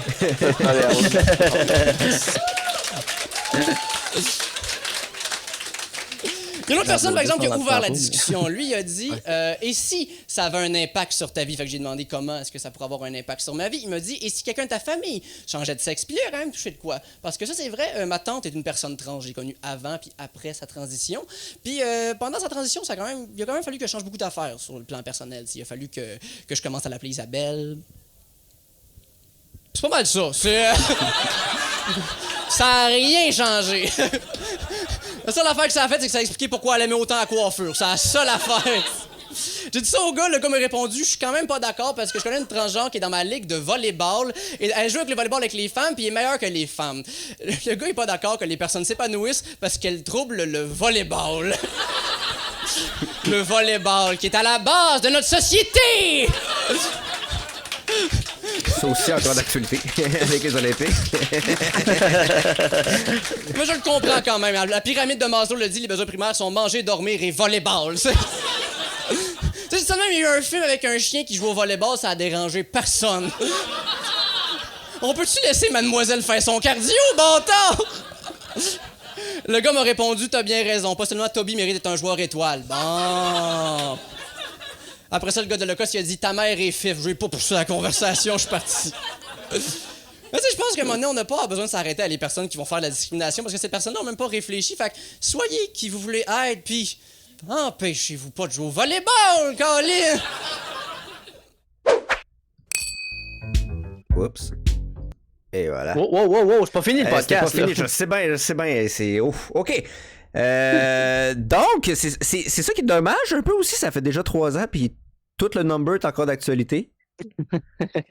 Ouais. Ben, tu sais, le monde évolue à sa propre vitesse, puis on espère que ça peut s'accélérer avec le temps. Oui, tu sais, c'est drôle. Par exemple, moi, je regardais le numéro, puis je voyais juste vraiment les erreurs dedans, puis qu'est-ce que j'aurais changé aujourd'hui, mais ça, c'est une autre affaire. Là. As-tu comme des exemples de choses que tu as vues que tu ne fais plus, dans un sens? Ben, tu sais, je trouve que, mettons, déjà, il y a certains clichés qui sont... je trouve que c'est prendre le public un peu pour des niaiseux puis par la main par moment. Tu sais, je trouve que des fois, d'aller dans les préjugés, puis je l'ai déjà fait par le passé, là, puis je m'en veux pas. C'est vraiment juste que c'est une espèce de nota bene que je me donne maintenant quand j'écris. Mettons, je dis, ma tante, ça explique pourquoi elle aime autant la coiffure. C'est un peu cliché par rapport, ce serait genré, femme, ce genre de comportement-là. À ça, j'aurais pas ce genre d'exemple-là. Ça serait plus une espèce d'affaire, je dirais de quoi plus d'évident, comme elle qui se met genre avant qu'elle aille faire sa transition, des affaires. En tout cas, c'est une autre affaire. Ça, puis aussi, quand je parlais de mon débit tantôt, là, il y a 0 pause. Il y a plein de places où si j'avais laissé le public respirer un peu plus, déjà là, j'aurais donné plus la chance de rire puis de comprendre. Je mangeais mes mots. C'est toutes ces affaires-là, mais ça, c'est aussi moi qui s'améliore avec le temps puis qui veut être de meilleur en meilleur aussi. Là, un peu normal. Est-ce que t'as dû adapter ta façon d'être sur scène quand t'as commencé à parler de propos plus importants que encore là, je ramène l'idée de la perruque parce que c'est ce que je me rappelle. Oui, ben même, tu veux un autre exemple, mon premier numéro que j'ai écrit à l'école de l'humour, c'était Je pétais une coche sur le rigolfeur. Ok, ça va être ça mon exemple maintenant. Ben, les deux sont bons, là, parce que c'était vraiment. Je trouve, c'était comme une manière très, très. J'écrivais de manière un peu hautaine, comment que le rigolfeur, il me prenait pour des caves de penser qu'on allait trouver ça drôle, tu sais, que c'était comme ben trop prétentieux de leur part de penser que des farces s'y attrapent, et le mini-golf, c'était de quoi de winner. Bref. Ben, c'est pas tant que ben oui, j'ai dû adapter comment sur scène, mais j'ai juste devenu être meilleur sur scène pour être plus compréhensible. Parce que ce soit de l'humour engagé ou non, on traduit des choses qui sont drôles sur scène. Ce qui est drôle dans la vie, puis ce qui est drôle sur scène, c'est deux choses complètement différentes. Puis la job d'un humoriste, ça va être de traduire cette espèce d'affaire-là pour que ça ait l'air d'être un contexte dans la vraie vie. T'sais. Quand c'est drôle sur scène, le public a l'impression qu'on est en train de rire comme on rit dans la vie tous les jours, comme quand t'es en train de prendre un verre sur une terrasse, puis t'as un de tes amis qui te dit de quoi de drôle. Mais tout ça n'est qu'illusion, puis c'est le but, c'est de le faire ça. Puis la meilleure façon de le faire, c'est justement en comprenant comment on parle, c'est quoi qui est intéressant, il faut que le verbe soit mis de l'avant, tout ce que vous avez appris dans des écoles de théâtre, c'est des choses qu'on doit appliquer après ça, étant donné que la parole puis le texte sont utilisés en humour. Donc maintenant, c'est des choses que je sais plus, que je suis plus au courant, je fais plus attention à mes mots, je parle un peu plus lentement, j'articule plus aussi. C'est toutes des choses que maintenant que je me regarde sur scène, mais je regarde ça, puis il y a encore des erreurs que je fais aujourd'hui parce que je veux dire, je suis pas parfait, puis ça va être un travail d'une vie aussi, là, être le meilleur de moi-même. Mais c'est toutes ces choses-là, mais sinon, tu sais, c'est ultimement. Tu sais, ultimement, il faut juste que ce soit clair, compréhensif, puis que ce soit propre à tes valeurs, tu sais, qu'est-ce que tu dis. Tu sais, je pense que avant, je mettais plus d'eau dans mon vin que maintenant. Puis c'est pas tant non plus que je veux être moins grand public. C'est vraiment, je pense qu'il y a le moyen de le faire sans utiliser les préjugés que les gens ont. Puis s'imaginer que ces gens-là ont ces préjugés-là aussi. C'est très hautain de ma part de penser que ils comprendront pas, fait que je vais faire ça comme ça. T'sais. Non, c'est juste assure-toi d'être clair, assure-toi d'être pertinent, puis assure-toi d'être sincère, puis de bien le montrer, de bien le jouer. Ça va passer, les gens sont pas cares. C'est pas parce que quelqu'un habite à Rimouski ou à Matane, à Havre-Saint-Pierre, qu'il est pas au courant de la vie, tu sais, c'est vraiment juste que toi, est-ce qu'en ce moment t'es clair de qu'est-ce que tu fais? Est-ce que t'as bien mis la table? Est-ce que tu sais, un moment donné, tu sais, c'est sûr que si je devant un public de jeunes révolutionnaires de l'UQAM, quoi que ce soit, j'aurais pas besoin de leur parler de l'intersectionnalité, j'aurais pas besoin de leur parler du féminisme, quoi que ce soit. C'est vrai que je peux prendre des raccourcis dans mes affaires. Il y a d'autres personnes qui connaissent ces affaires-là, mais ça veut pas dire que mon stock est bon pour autant. Des fois, c'est vraiment juste que de se faire rassurer dans ses idées, ça fait du bien, puis ça fait qu'on peut rire, tu sais. Bref, c'est. Puis, faut juste t'assurer que ton stock soit bon, tu sais. Juste pour avoir noté quelque chose, dis-moi donc si c'est quelque chose que tu avais pensé. Là, tu parles d'être plus posé, tout ça. Puis pour t'avoir vu aussi dernièrement à la soirée de Boldoc puis Val Bézil, Comédie de Montréal, puis je te vois animer les jeudis. Est-ce que l'utilisation du pied de micro plus souvent aide à être plus posé puis tout ça? Ben oui, ben ça c'est une de mes béquilles. C'est parce que je trouve que mon mouvement est pas assez clair. Ce qui fait que quand je suis avec le micro, je me force à juste faire les mouvements qui sont nécessaires. Puis lorsque j'ai vraiment de quoi à jouer très clairement, d'insérer sur scène, là, je vais enlever le micro, puis là, je vais me mettre sur scène. T'sais, là, je vais me placer. T'sais. Je trouve que en ce moment, c'est ma façon de me poser des questions, parce que je trouve que quand je suis avec le micro, je gesticule beaucoup, je pars un peu n'importe où, puis là, puis les techniciens me disent que je tiens de temps mon micro trop loin, ce qui fait que bon, ça aide aussi les personnes. Jerry ou Brouhaha, il est tout le temps fâché que je change pas de temps comme tu croches, fait que là, bon, il est sur le pied de micro, il est là, je bouge pas, fais des affaires. Mais ça aide à être plus posé parce que justement, je suis trop superflu, tu sais, Tu sais, moi, quand je regarde de l'humour, ça me tape ses nerfs quand l'humoriste est un peu tout croche puis qu'il pose pas ses affaires. Tu sais, en ce moment, j'aide Pierre-Yves avec son one-man show qui s'en vient. Puis tu sais, je prends des notes de comme faire comme là, quand tu fais ça, tu sais, reste là. Tu sais, je l'aide pour les textes, mais reste quand même que quand je le vois sur scène, je fais comme là, en ce moment, t'as dit tes jokes, mais comme t'as marché comme 3 fois, puis t'as genre arrête, fais ton punch, bouge, fais l'autre joke, bouge. Tu sais, comme. Mais parce que sinon, c'est juste en train de bouger. On dirait que les gens sont comme OK, il bouge, OK, il s'en va là. Puis on dirait que t'es comme juste perdu. Puis je veux pas que ce soit ça, tu sais. Il y en avait un peu, tu sais, dans Transphobie. La seule affaire qui m'aidait, c'est que la scène du terminal était très petite à ce moment-là. C'est la seule chose qui faisait en sorte que je pouvais pas être partout. Mais reste quand même que, tu sais, je suis très. Tu sais, à un moment donné, on a une marionnette. Fait que c'est ça. Mais oui, le pied de micro, ça m'aide à juste pas me perdre partout parce que en ce moment, j'ai le goût de prendre des cours de danse ou quelque chose pour savoir de juste comme comprendre plus mon corps, savoir comment l'utiliser parce que je trouve que c'est tout croche cette affaire-là. Ça sait pas ce que ça fait. Puis donc. Surtout que c'est important parce que tu sais, c'est en fait le corps, tu sais, c'est la première chose qu'on voit, c'est le corps. La première chose qu'on voit rentrer sur scène, c'est le corps. Fait que tu sais, le corps parle déjà, tu sais. C'est ça, je trouve, le slam, en tout cas, genre, c'est une des choses que j'ai remarqué, tu sais, avant de monter sur scène, avant de commencer ton texte, les gens ont checké comment tu montais sur scène, tu sais, puis ils savent déjà s'ils ont le goût ou pas de te donner des bons points. Oui, quand 100%. on pire, mais c'est le cas de n'importe quoi, dans le fond, on est tout le temps un petit peu en performance, là, veux pas, là. Non.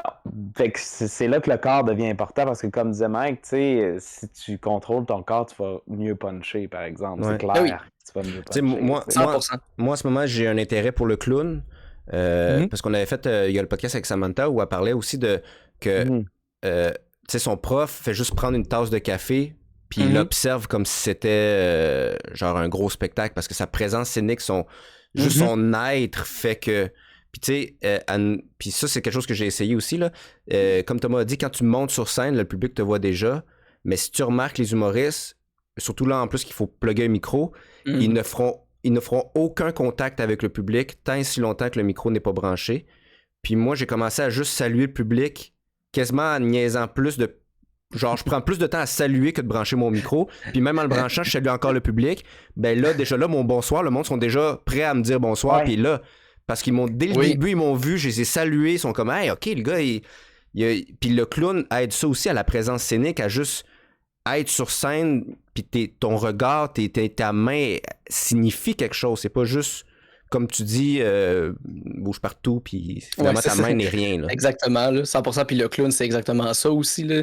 Il se passe rien, mais il se passe tout. C'est ça qui est vraiment fantastique. Puis c'est vrai dans toutes les formes d'art scénique. Là.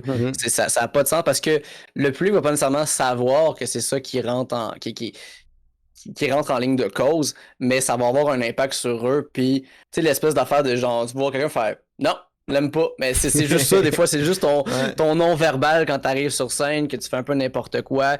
Il faut que ça soit volontaire, que ça soit pensé, puis que faut que tu l'acceptes, puis que tu l'utilises, cette espèce d'affaire-là. Là. Parce que je trouve que c'est un art de la vue, tu sais, la scène, là, tu sais, je veux dire, dans le sens que si la vue était pas importante, il n'y aurait probablement pas de scène.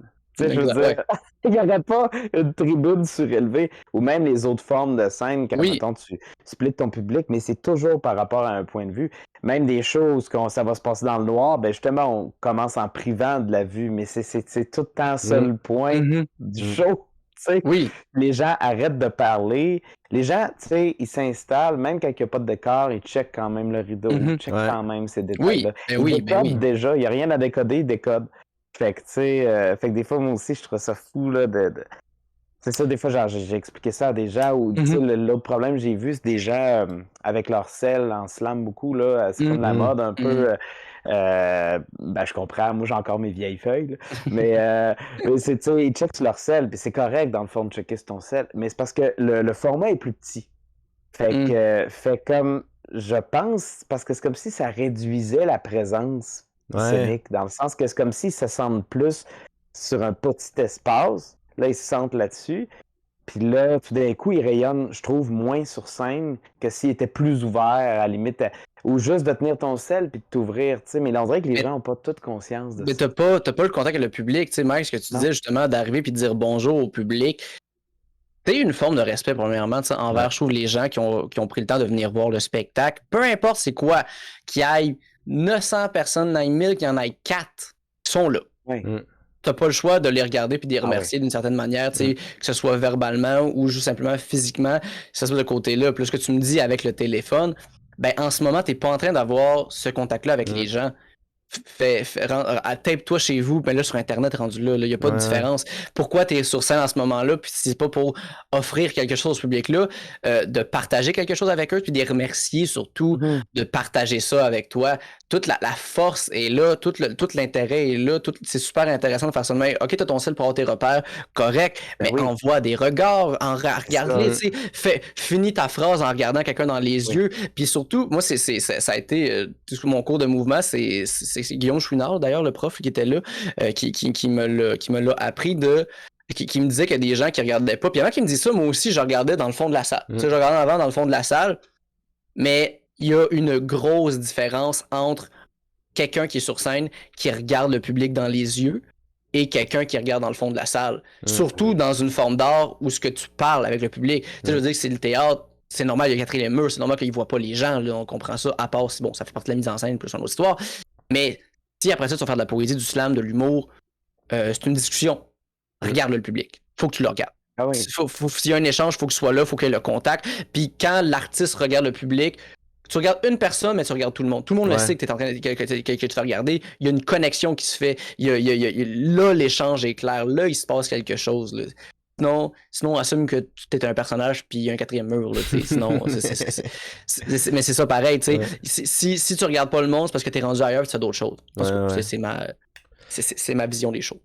Alors, Alex, avant d'aller vers le défi, où est-ce que tu vas avec cette évolution-là? Donc, déjà là, le propos a changé, la forme, tu as changé ta façon de voir la forme du stand-up. Est-ce que tu as déjà comme une idée de où ça s'en va, tout ça? Ou tu laisses aller un peu le flow? Puis, ben, là, en ce moment, c'est évidemment, c'est écrire des numéros, roder tes affaires-là, puis voir un peu où la création nous emmène. Mais là, en ce moment, j'essaye aussi à travers tout ça d'écrire mon prochain spectacle qui va s'appeler Pour ne pas mourir demain, qui est un peu une réflexion sur la haine, l'amour, comment aimer, comment exister un peu à travers tout ça, parce qu'il y a cette espèce de... j'ai un peu la réflexion de base à travers cette création-là, c'est que je suis en vie, mais j'ai pas fait exprès, tu sais. Puis dans le sens que, tu sais, mais dans le sens aussi que je suis encore en vie, puis j'ai pas fait exprès. Tu sais, j'ai pas que j'ai essayé de mourir, là, c'est pas ça du tout, mais que j'ai pas essayé de survivre non plus. Puis pourtant, la vie a pas fait en sorte que j'ai eu plein de raisons. Tu sais, j'ai été hospitalisé l'année passée pendant 10 jours parce que j'avais des ulcères au début de l'intestin. Tu sais, je suis pas capable de manger du gluten. Si je bois trop de jus de pomme, j'ai mal au ventre. Tu sais, je suis comme on dit que mon corps il gère rien de la vie en général. Ce qui fait que autant physiquement que mentalement, là, je veux dire. Trop de monde dans une pièce, c'est assez, je fasse une crise d'angoisse. Comment ça se fait que je suis encore là, puis c'est un peu comment exister un peu à travers tout ça. Puis je pense que ma réponse à travers tout ça, c'est de combattre la haine puis aimer les gens autour de soi. C'est quétaine, je vais toujours être quétaine, puis qu'est-ce que tu veux, je suis à l'eau de rose et un fier fan de Céline Dion, donc pourquoi ne pas y aller à 100% dans cette direction-là. Puis à travers tout ça, j'essaie de remettre en question aussi ma création. Qu'est-ce que je fais? Je veux apporter une plus grande théâtralité sur scène. Autant jouer avec le fait que le public est en contact avec moi, qu'on vit de quoi en moment, mais qu'en même temps tout ça est contrôlé et prévu d'avance. J'aide tout ça, fait que j'essaye un peu de pousser les limites de ce que je peux faire, puis surtout de pas me mettre dans une case sans m'éparpiller partout. Là, je veux pas commencer à avoir comme de la chanson, du chant, de la danse, puis des projections pendant mon spectacle, là, mais... j'allais poser la question de projection, justement, avec les dessins, tout ça, il y a comme quand même quelque chose où tu peux amener ça sur scène... 100%. C'est sûr que ça se peut. En ce moment, c'est pas dans ma question en ce moment, mais c'est sûr que ça va peut-être exister éventuellement. J'ai déjà fait des chroniques où ce que Tu me niaises, hein, par exemple, parce que j'avais fait des dessins, là, je donnais comme des conseils de sécurité sur comment ne pas passer son pouce dans le bandci, parce que ça m'est arrivé. Fait que c'était vraiment super niaiseux, parce que j'étais comme, ne crissez pas votre main sur la lame. C'est très important. On croirait que non, faut pas faire ça. En fait, très important de ne pas crisser aucune partie du corps. Puis tu sais, je faisais comme des niaiseries de comme, genre une image de Spirou qui court en direction inverse du bandci. Vous voyez comment Spirou est sécuritaire? Il ne se crisse pas sur le bandci. Sauf que s'il y avait un bandci dans l'autre direction, faites pas ça, parce que là, ça aide pas, tu sais, en tout cas. C'est de niaiserie. Fait que j'essaye un peu j'essaye de voir où le grandiose se trouve dans le simple, parce que je trouve que souvent, j'ai des idées de grandeur de comme, telle affaire, mais les plus belles choses, les affaires les plus impressionnantes sont pas justement dans ces affaires-là. Des fois, c'est dans c'est dans le petit, c'est dans les petites choses qui sont autour de nous. Je sais, des fois, on se complique la vie, puis on s'imagine que la vie est grosse, mais quand finalement, que c'est si simple, c'est pas grand-chose. En tout cas, sur le plan humain, de toute manière, tu sais, si on était des arbres, peut-être qu'on penserait à plus grand, mais en ce moment, là, ce qu'on gère, c'est vraiment juste parler avec des gens puis s'assurer que la toilette bouge pas. On n'est pas, on n'est pas important à ce toilette-là. T'as un number là-dessus aussi sur comment aider les gens à pas que la toilette bouge, là. Pas encore, ça va s'en venir. On l'attend tout, on en a tous de besoin. Oui. Pas ben compliqué, c'est manger des fibres, je pense que c'est ça la solution. Ça ou apprenez un peu plus sur la plomberie, c'est tout en pratique. Savoir tout ça de même. En fait, tout apprendre comment tout fonctionne, c'est tout le temps pratique, intéressant, puis le fun surtout. Moi, savoir tout comment ça fonctionne, moi j'ai toujours du fun, puis je vais même tanner de ces petites affaires-là. Ouais. Ça c'est polyvalent. Donc, on est rendu là. Je pense qu'on. Ouais. On est rendu là? OK. Donc, je rappelle les règles du défi. Donc, à partir de demain matin, tu n'es plus stand-up. Tu gardes ton background, toute la réflexion, tout ça, ça reste en toi. Tu pars une nouvelle carrière artistique qu'on va te dévoiler sur le coup. Donc, pour le public, il ne sait pas ce qui s'en vient. Et après ça, on fait juste brainstormer. Fait que nous aussi, on va t'en lancer des pistes pour comme développer cette nouvelle carrière finalement. Parfait. Donc, ce qu'on a réfléchi, c'est que t'es quelqu'un qui pense beaucoup écrit, donc avec des radioromans, tes textes qui ont un fond. Fait que là, on s'est dit comment te mettre un petit bâton dans les roues, et on en a discuté un peu tantôt. Donc, l'idée, c'est qu'au lieu de faire des stand-up humoristiques, des numéros stand-up, tu vas faire... t'es un clown qui fait des numbers de clown. Pas nécessairement un clown... Du clown théâtral un peu. Là, à la limite, il n'y a même pas de texte, c'est des onomatopées. Donc, c'est assez physique, assez jonglerie, ou peut-être pas nécessairement, là, mais tu sais, comme physique. C'est des numbers clown un peu mime, tout ça. Donc, comment t'aborderais cette nouvelle carrière-là? Est-ce que tu aurais un nom? Est-ce que tu t'habillerais différemment? Est-ce que tu essaierais d'amener ce genre de propos-là que tu as déjà, mais en physique? Hey, quand même, ça c'est... J'ai le goût d'apporter aussi une variante. On peut le prendre large, mais ça pourrait être aussi du bouffon. Il y a quand même une nuance entre les deux, si jamais. Pourriez-vous me définir le bouffon, par exemple? J'avoue que mes connaissances en clown sont limitées. Écoute, on peut y aller dans le clown, mais tu sais, clown, ça va être l'espèce de personnage un peu... qui est dans une espèce de naïveté, qui découvre. Le clown, il est beaucoup plus dans la satire, il va prendre les défauts de corps. Le bouffon, excuse, il va être plus dans les défauts de corps, il va être plus dans la moquerie, beaucoup. Il va se promener en gang, là, puis il va... mais non, c'est ça, c'était peut-être une nuance de trop. Mais c'était pour tout Non, c'est pareil. C'est pas fou en même temps de l'apporter par rapport à ça, parce que, évidemment, il y aurait une espèce de traduction de qu'est-ce que je veux faire. Simplement, ça serait d'apporter sur le plan physique ces affaires-là, puis dans la simplicité que je parlais, je trouve qu'il y a ça aussi dans le jeu physique qui est super intéressant. On dirait que à brûle pour point, j'aurais le goût de dire que ça serait un personnage un peu vieil enfant, en fait plus comme adolescent qui est un peu qui est pas capable de se démerder un peu dans la vie, là, l'espèce de comme vite de même, ça serait juste l'espèce de clown qui arrive, son frigidaire est vide, puis comme tout le long du numéro, qu'est-ce qu'il essaie de faire, c'est comme de juste faire apparaître des choses dans le frigidaire, puis c'est comme rouvrir le frigidaire, il est pas fermé, puis essayer comme juste comme faire des affaires, puis comme toujours comme trouver une espèce de recette pour comme il y a comme des choses qui apparaissent dans ces affaires-là. Tout un peu montrer le struggle de vie d'une certaine manière Il y aurait évidemment beaucoup d'amour. Il y aurait il tomberait facilement en amour, ce personnage-là. Il serait facilement charmé par des gens. Il y aurait facilement moyen de juste voir des membres du public, après ça, juste comme être gêné après ça, puis faire des espèces d'offrandes pas possibles au public. Là, parce que de plus en plus, comme ça commence par un 30 sous. Une fleur, l'impression un soulier, sa chemise, ça va une chaise, comme une table. Puis il y a comme exact, là, tu sais, tout ça comme en apportant ça comme juste sur le bord du public, puis tu sais que ça n'a juste pas de sens. Puis non, c'est comme aller juste chercher d'autres affaires, en essayant comme juste tout le temps montrer des affaires, puis en étant toujours faire ça comme ça, puis sinon peut-être de jouer après ça la grande tristesse épouvantable de comme la personne n'est pas aimé, qu'est-ce qu'il va faire, puis je sais pas pourquoi, mais tu sais le clown suicidaire, ça m'a toujours fait beaucoup rire là, cette espèce de trope là, tu sais l'espèce d'affaire de pas être capable de se tuer là, ça je sais pas pourquoi, mais ça me fait vraiment rire là, cette espèce d'affaire, tu sais je pense que ça a été beaucoup fait aussi, mais reste quand même que comme je trouve que c'est de quoi qui est vraiment le fun là, cette espèce d'affaire là de le clown, tu sais qui s'en va pour se tirer une balle, il entend quoi, fait comme pow. Je trouve ça tout super bon, mais tu sais, je suis vraiment aussi bon public pour tout ce qui est très burlesque, là, comme je sais pas pourquoi, mais plus je vieillis, plus je trouve ça drôle, moi, du monde qui bouge. J'aime vraiment du ça. monde qui bouge, point, là. Juste du monde qui bouge. Ah, c'est drôle. Ah, mais moi, tu poses du beau mouvement, je trouve ça. Ben, tu sais, le mouvement, à la base, je suis toujours très impressionné par rapport à ça.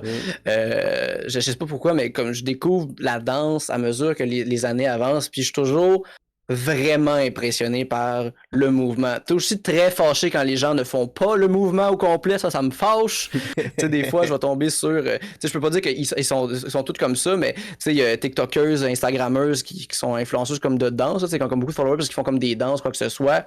Puis des fois, justement, c'est ça, tu sais, comme ils font la danse, mais comme c'est juste le mouvement vite fort. Je suis comme, non, va au bout du mouvement, vas-y, tu sais, fais ton expression. Tu sais, prends le temps de le déplier, le bras, c'est beau. Qu'est-ce que ça fait, comme qu'est-ce que ça donne? Pourquoi tu le fais pas? Donne-nous-le, on va le regarder. En tout cas, ça me fâche bien gros, cette affaire-là.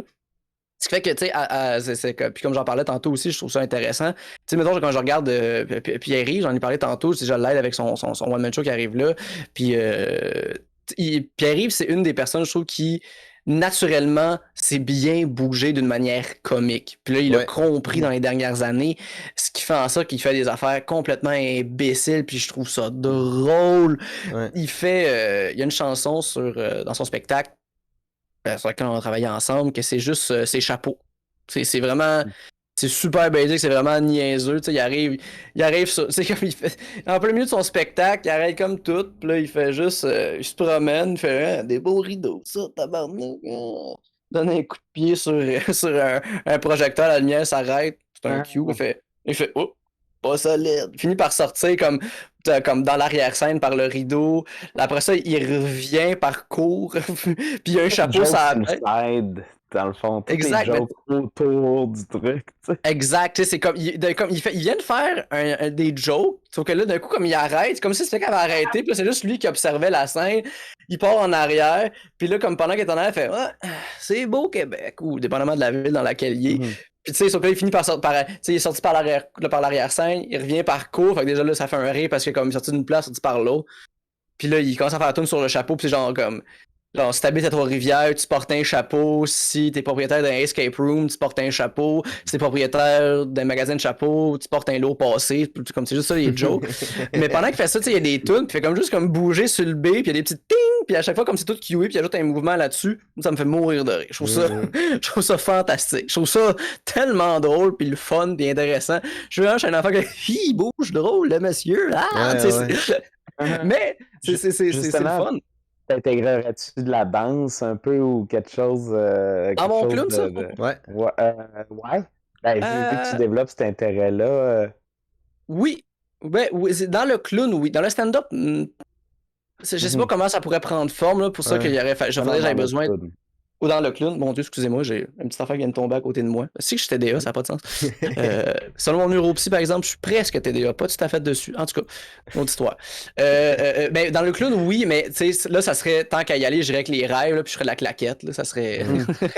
J'ai toujours voulu faire de la claquette, j'ai toujours adoré regarder la claquette, puis ça serait ça. Là. Mais étant donné que ça serait les clowns, ça serait le clown qui arrive avec la claquette, puis que comme il approche ses pieds, ils font du bruit. Là, comme ça. C'est vraiment, puis que là, qui marche, puis il comme fait juste comme le saut, puis tranquillement, pas vite, il fait juste marcher, puis comme ça fait un rythme, fait oh! C'est comme fait d'un pied, répond avec l'autre, discussion avec les deux pieds, puis ça finit par comme tranquillement devenir un numéro telle affaire, puis là, ça fait que ça devient quelque chose, puis là peut-être ça finirait par juste comme un autre clown qui fait juste comme genre qui essaie de dormir, je fais puis là, après ça que je peux plus bouger, fait que là, je fais comme juste, je sais pas, soit juste enlever les souliers mais en les laissant où est-ce qu'ils sont là, puis juste m'en aller, tu sais. Ça serait d'utiliser un peu des espèces de paramètres très en fait, comme tout ça serait un amalgame de tous les arts que j'aime, là, tu sais. Parce que il est beaucoup, c'est ça, le oui, clown, il est beaucoup dans la découverte de « Ah, le frigo est vide, qu'est-ce que je fais là? Ah, ça fait du bruit. Oh, qu'est-ce que je... » Tu sais, c'est vraiment un élément très, très simple à date que tu développes, mais à un niveau, pour le rendre comique, finalement, t'exagères. Mais c'est parce que c'est comme ça que je vois la vie d'une certaine manière. Tu sais, je pense que je suis un heureux imbécile qui fait juste découvrir toutes les choses du monde à mesure que ça avance. Tu sais, je suis... Ben, c'est ça, étant donné que je gosse le bout, je vois quelqu'un fait de quoi, je vais être la première fois, ah ouais, t'as fait ça, comment t'as fait ça, puis arrête donc, puis moi toujours parler de ces affaires-là, j'aime toujours savoir l'origine de quelque chose, de tu viens d'où, telle affaire, tu sais, l'espèce de discussion de comme, ah ouais, t'es un Savary de Saint-Félix, connais-tu telle personne Savary, puis nanana, tu sais, je trouve que c'est le fun de savoir d'où ce que les choses viennent ou quoi que ce soit. Fait que c'est évidemment que ça prendrait forme dans ce clown-là. Je suis juste un enfant qui est émerveillé par la vie, tranquillement, pas vite. Donc, si on résume un clown romantique qui tombe amoureux rapidement, s'il se fait domper, il se tue. Qui fait de la claquette et qui est très Qui fait de la claquette. Exact. Voilà. Qui découvre la tristesse, en fait, qui découvre la tristesse de la vie, mais qui découvre aussi comment s'en sortir. Il faut pas oublier ça, tu sais. Ouais. Ben écoute... y a-tu un nom? T'as-tu pensé à un petit nom de clown? Oh mon Dieu, ça y a fait demain, ça, je suis pas bon d'un jeu de mots en plus, là, pis tout le temps ça, les noms de clowns. Il va s'appeler Tristanette. Je sais pas. Ça a pas marché. J'ai essayé. Tristanette. J'avais commencé à Tristounet, puis là, ça a Tristounette. Je sais pas. En tout cas, gars, là, c'est Alexandre.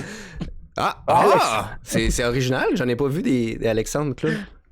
Ben, qu'est-ce que tu veux? Alexandre. Exactement. C'est le prochain clown. Alexandre. C'est ça, t'as tous les noms phonés après ça, et maintenant, Alexandre. C'est super plate. Moi, en plus à l'école, j'avais été enseigné par Omer Veilleux, celui qui avait été au Jeux de Vancouver de 2010. Je sais pas si vous aviez vu, là, parce que tu sais, mettons, il y avait eu un fuck pendant les cérémonies d'ouverture à Vancouver, aux Olympiques d'hiver. Il y avait comme il y avait 4 piliers qui étaient supposés sortir, puis il y en a un troisième qui n'était pas sorti. Puis là, il avait fait la joke dans la cérémonie de fermeture, où ce que de la trappe, où le troisième pilier était sorti, il y a juste comme un clown qui sort de même, puis qui fait comme avec un coffre à outils, puis juste pour faire puis comme il est arrivé, c'était Homer Veilleux, Yves Dagenet, de son vrai nom. Ça, j'avais eu son document avec lui. Fait que j'essaie de trouver un nom comme ça, mais malheureusement, je suis pas assez bon dans les jeux de mots. C'est pas ma talle. Bon, écoute, le défi est quand même relevé. Donc, c'est super à ce niveau-là. Bravo. Écoute, on touche pas mal à la fin. C'était vraiment une belle entrevue. Y a-t-il quelque chose qu'on n'a pas parlé et que tu aurais aimé aborder? Peut-être quelque chose que tu aurais aimé? Mes radioromans, c'est le genre d'affaires que j'aime beaucoup, que je trouve le fun, puis que je trouve que c'est une belle forme d'art, mais qui est la pire affaire à vendre, puis que les gens comprennent pas. Même moi, en fait, des radioromans, dans le fond, c'est comme des audiobooks, dans le fond. Ça va être c'est du sketch audio, mais moi, ce que je vais faire, ça va être à mi-chemin entre le sketch audio ainsi que le livre audio, là, parce qu'il y a de la narration dans mes affaires, parce que ça va être dans des lieux de décor, mais tu sais, techniquement, un radio-roman, tout se passe que par le dialogue. Ça se passait à la radio. Tu sais, avant les téléromans au Québec, il y avait les radioromans. C'est un des premiers rendez-vous culturel francophone, ça a été à la radio de Radio-Canada, où les gens écoutaient les belles histoires de Pays d'en haut. Je pense qu'il y avait les Ploufs aussi qui étaient en radio-roman, si je ne m'abuse. Puis il y avait beaucoup de gens qui écoutaient ça parce que c'était une des premières fois qu'il y avait de la culture en français qui était accessible. Donc les gens, ils mettaient leur poste de radio, ils l'écoutaient, puis ces affaires-là. Puis je trouve que encore aujourd'hui, surtout dans l'ère du podcast, c'est quelque chose qui peut prendre plus d'ascension. C'est juste que le podcast scripté et il n'y a pas l'argent pour le podcast, fait que c'est tough après ça de légitimiser des frais pour avoir comédien, réalisateur, bruiteur, etc. Réalisatrice, bruitrice, là. Je ne veux pas genrer malheureusement toute cette affaire-là. Mais je trouve que c'est tellement une forme d'art qui est intéressante puis le fun puis que tout est possible. C'est ça. Qu'il y ait une armée de 100 000 personnes. Une conversation entre 2 cafés, c'est le même budget. C'est pas plus compliqué l'un à l'autre le faire. Je trouve ça vraiment fantastique, ces affaires-là. Bon, il y a la musique, évidemment, que là, ça peut être plus coûteux parce qu'il faut qu'on fasse des pistes originales. Mais ça donne des vraiment, vraiment belles affaires. Puis si les gens veulent en découvrir un peu plus, là, il y a Les Révolutions Très Chill qui est sur YouTube. Sinon, sur mon Facebook à moi, j'ai une fiction érotique entre Pierre Marcotte et Claude Blanchard que j'aime beaucoup. Parce que tout ça est venu de moi sur Twitch qui écoutait des bars en direct. C'est Pierre Marcotte et Claude Blanchard qui se comptaient des jokes. Puis il y avait souvent des blagues. Que la joke, c'était juste qu'il y avait un gay dans le joke. C'est vraiment juste ça. Le punch, le gars, il est gay. C'est comme, mais c'est pas un punch, c'est une information, ça. Mais en jasant avec le monde, on était comme, peut-être que dans le fond, c'est que Claude était un peu curieux, puis c'est sa façon de le dire. Fait que j'ai écrit une fiction érotique de 20 minutes, que c'est Catherine Etier qui fait la narration. Moi puis Guilla Sincère, on interprète Pierre Marcotte et Claude Blanchard. Puis dans le fond, c'est... Puis Claude Blanchard qui était un peu curieux, puis que Pierre Marcotte aussi, puis ils finissent par s'en parler après une émission, tu sais, puis là, je vous dis pas le reste, mais c'est une comédie romantique. C'est très romantique. Il y a beaucoup, beaucoup d'amour là-dedans, puis je me suis vraiment forcé à écrire une belle histoire d'amour entre ces deux hommes-là. Fait que, bref, 18 ans et plus, par exemple, je vous avertis. On ira écouter ça.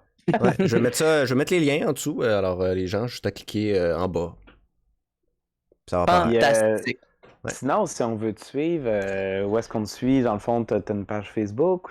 Oui, page Facebook, Alexandre Forêt. Suivez-la sur la page Facebook parce que j'ai des dates de spectacle qui vont s'officialiser dans les prochaines semaines, prochains mois. À Montréal, Québec, potentiellement Sherbrooke, Gatineau aussi. Ça reste à voir, là, le dessin nous le dira parce que c'est dans les projets, mais bon, qu'est-ce qui va se passer aussi? Puis avec cette fameuse pandémie, des fois, ça bouge. Fait que, bref, on verra ce que ça va donner. Mais sinon, suivez-moi Facebook, Instagram, même Twitch. Je fais beaucoup de choses sur Twitch, notamment écouter le temps d'une paix, surtout. Des moments aussi où j'improvise des chansons sur du karaoké ou simplement des bonnes discussions avec des gens, le fun ou quoi que ce soit. Fait que bref, venez vous amuser ou écouter des navets, très très mauvais films québécois. C'est toujours un réel plaisir d'écouter cette affaire-là. Puis on a beaucoup de plaisir sur cette affaire-là. Fait que voilà, Facebook, Instagram, Twitch. Instagram et Twitch, c'est Alexandre 0 Forêt, F-O-R-E-S-T, puis le chiffre 0 au milieu, entre Alexandre et Forêt. Voilà, c'est là que vous allez avoir les informations pour toute la suite des choses. Génial. Merci beaucoup, Alex, d'avoir accepté l'invitation et pour avoir fait cette très bonne discussion. Merci à vous, les gars. C'était un réel plaisir. Donc, Langue à langue, le podcast, c'est terminé.